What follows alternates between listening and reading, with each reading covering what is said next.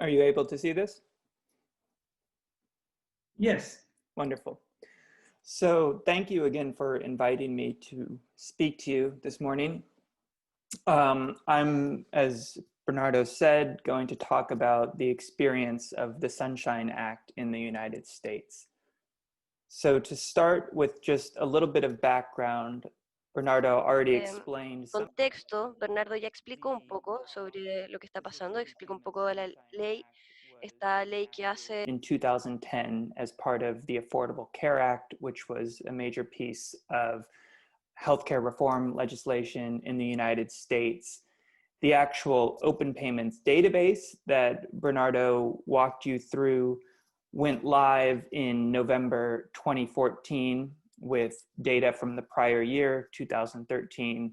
The data that's available in the database is always 1 year behind the current year. So you could go right now and see data from 2019.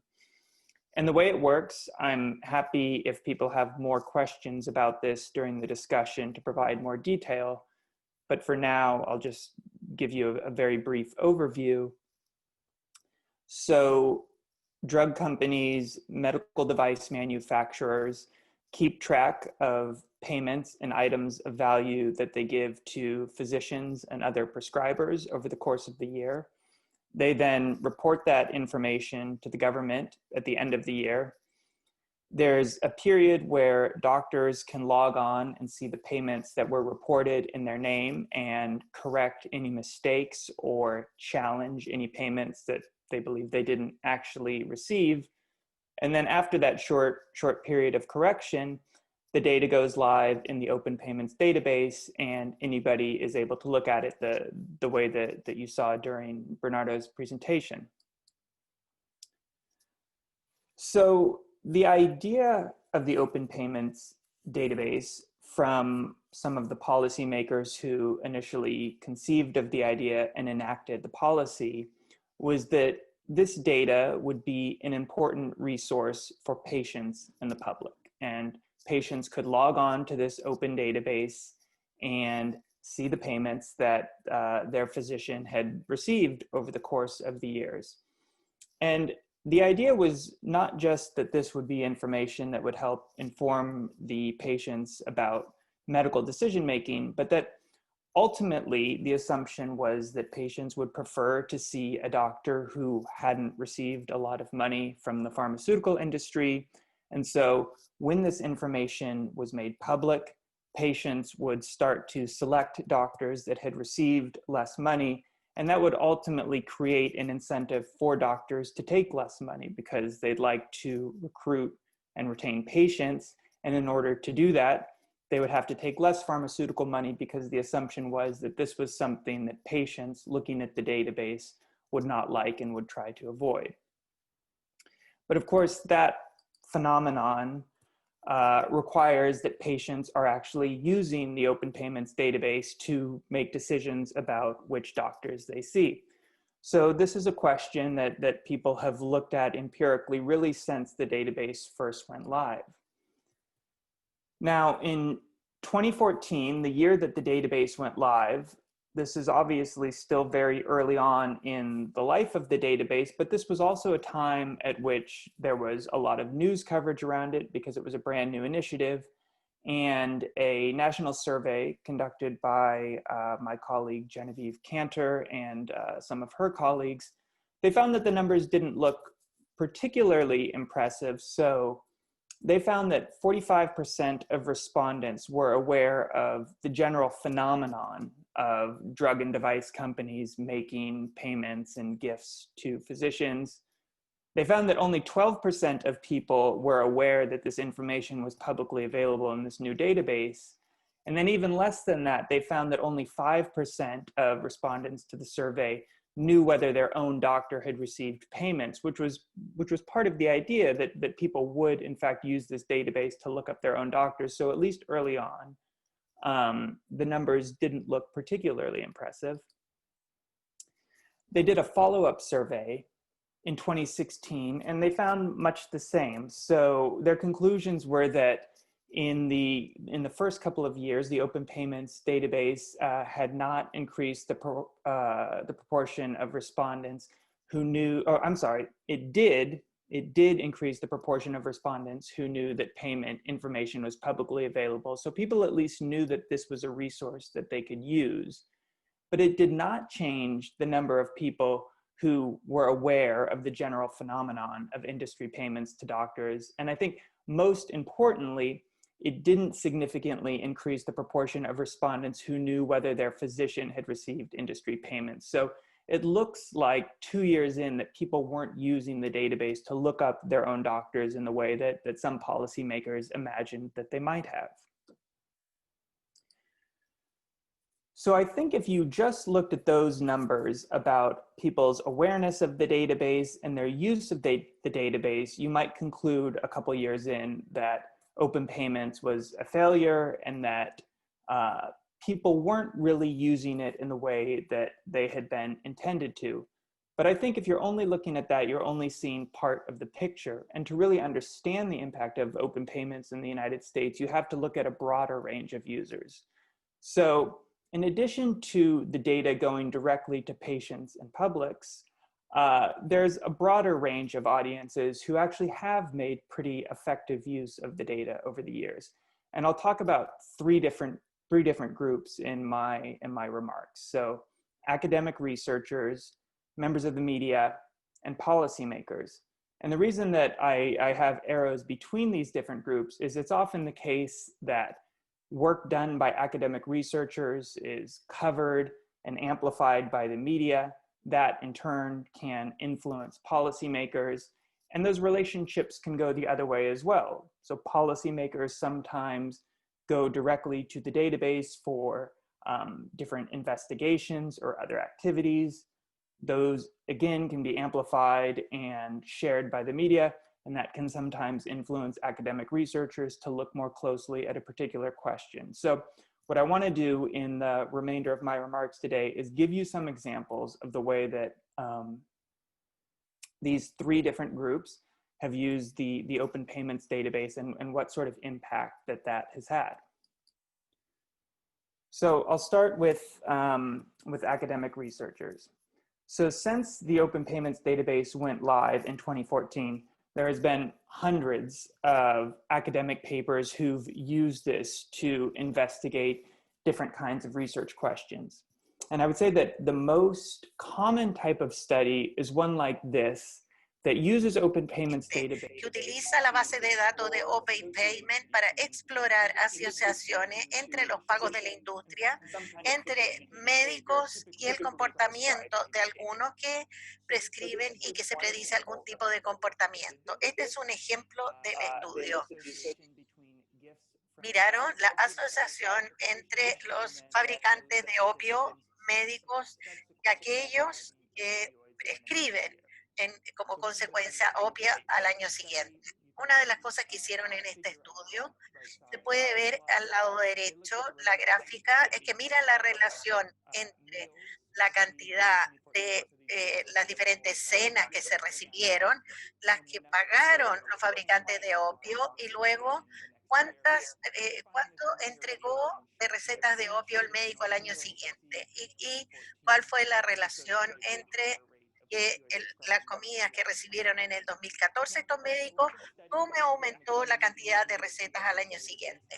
Y la base de datos de Open Payment puede que no tenga un impacto enorme. Actually are quite widely covered in the media, like this study. So this is just a small example of some of the press attention that this particular study got. For those of you who aren't familiar with this figure on the right, this is what's called an altmetric score. It shows the extent to which a particular piece of academic research was covered by the media and shared on social media. You can see here that this particular study was covered by 92 different news outlets, so quite a wide impact.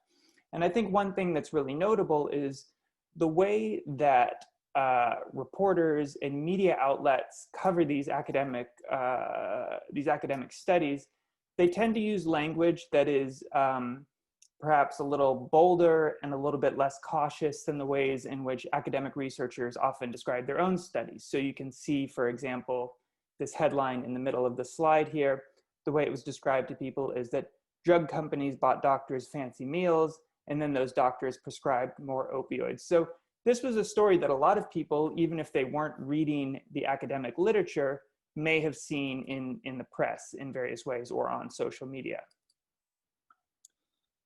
Now, the impact of this kind of research hasn't just stopped with media coverage. Policymakers, both at the municipal and the state level, have, in direct response to this kind of research, particularly around the question of opioid prescribing, been inspired to take measures to try to limit pharmaceutical industry gifts to doctors. So this is a law that was passed based on this research in the state of Maine, and they made it a law in that state that within Maine, so this is just one of the 50 states that Es uno de los estados que recibe regalos por las empresas farmacéuticas y ahora se les prohibió a los doctores.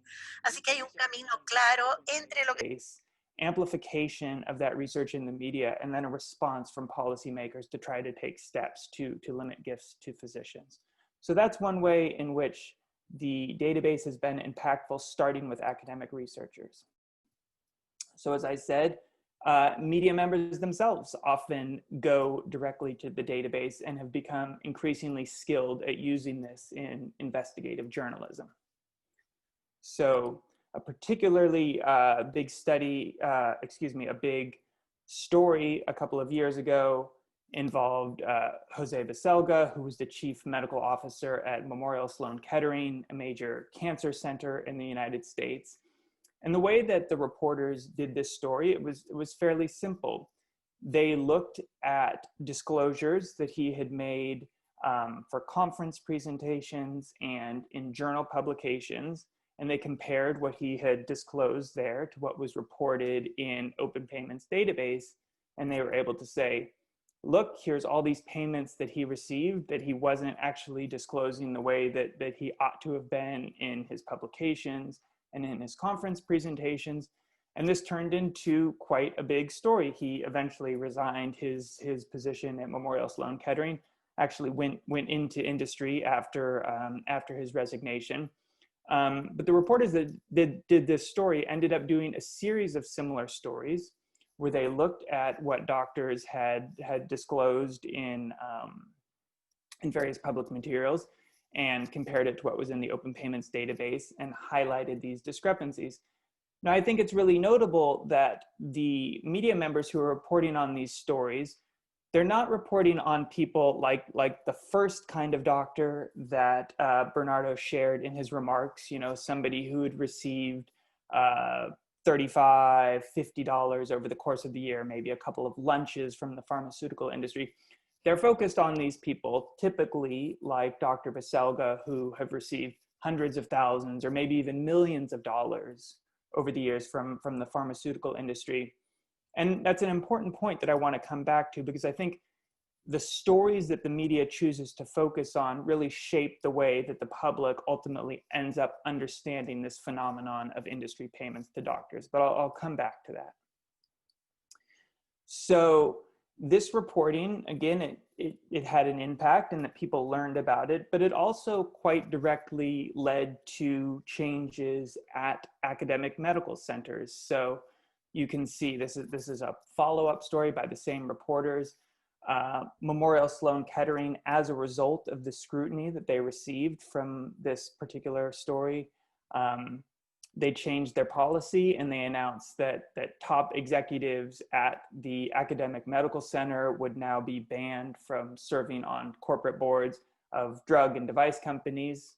Now, you might say that should have been their policy all along, but it wasn't their policy all along. So they did change their policy as a direct result of this work done by media members. And similarly, other big cancer centers in the United States followed suit. So I think you can really see quite a clear impact there stemming from media members' use of open payments data, a real change on academic policies. And I think a little bit more indirectly, some of this reporting has also led to a kind of the beginnings, at least, of a culture change around some of these issues in the United States. So this is a piece written in JAMA around the same time, with somebody posing the question about whether or not failure to disclose significant financial conflicts of the sort that Dr. Baselga had, whether that should be considered research misconduct. So this reporting, I think, has led to a kind of reevaluation of how we think about some of these issues in academic medicine. Of course, still a lot of room to go in that area. So finally, the third user group that I wanted to highlight is policymakers. And policymakers, in addition to responding to academic research and media coverage of some of these issues, have themselves used open payments data for investigations. So one fairly high-profile way in which that happened a couple of years ago, a committee in the Senate looked at open payments data to try to understand financial flows from the opioid industry to doctors and patient groups, in many cases doctors who either worked as executives in patient organizations or were in some way associated with patient organizations. They did public hearings, and then they published this series of reports, which they called the Fueling an Epidemic was the title of the report series. And so one of the things that they did is, to the extent that there were physicians who were either employed by or associated with advocacy groups that advocated for opioids or chronic pain patients, they were able to look up those physicians in the open payments database and understand how much money they had received from the opioid industry. So this was quite a powerful series of reports.